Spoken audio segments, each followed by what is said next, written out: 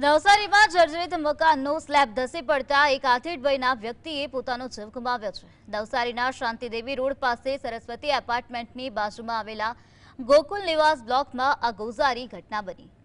ગઈકાલે બપોરના સમયે જ્યારે ધર્મેશભાઈ નામના આધેડ પોતાના ઘરમાં ગાઢ નિંદ્રામાં સૂતા હતા ત્યારે અચાનક મકાનનો સ્લેબ તૂટી પડ્યો હતો।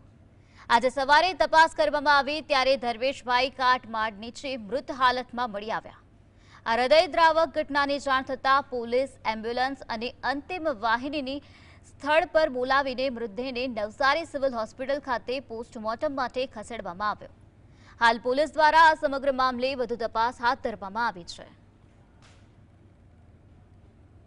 નિવાસ છે તેમનું એક ગાળા ટાઈપનું મકાન છે, જેમાં બીજા માળે ધર્મેશભાઈ ભાવસાર, જેમની ઉંમર 54 વર્ષ છે, જેઓ કંઈ કાલના બપોરે એમના બ્રધર કંઈ લસ્સી બસી પીવડાવી અને ગયા હતા। ત્યારબાદ કંઈ સ્લેબ તૂટેલ અને એક્સપાયર થઈ ગયેલા। જ્યારે એમને સવારે જાણ થતાં અમને જાણ કરી અને તમામ ટીમને, ફાયર બ્રિગેડની, પોલીસ ખાતું બધાને ફોન કરી અને આવી અને કાર્યવાહી ચાલુ છે।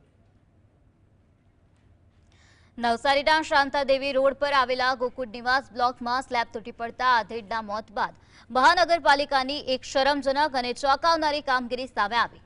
એક નિર્દોષ વ્યક્તિએ જીવ ગુમાવ્યા બાદ સફાળી જાગેલી મહાનગરપાલિકાએ પોતાની કાયદેસરની જવાબદારીમાંથી બચવા માટે તાબડતોબ તે જર્જરિત ઘર પર વોર્નિંગ આપતી નોટિસ ચોંટાડી।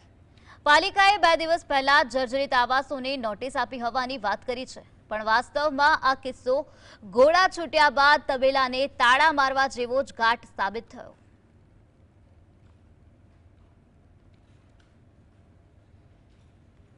જર્જરિત જે મિલકતો છે એમને ભૂતકાળમાં નોટિસો આપી છે, પણ નોટિસ આપવાથી સંતોષ માની લેવાની જરૂર નથી એવું મેં કમિશનર સાહેબને કહ્યું છે।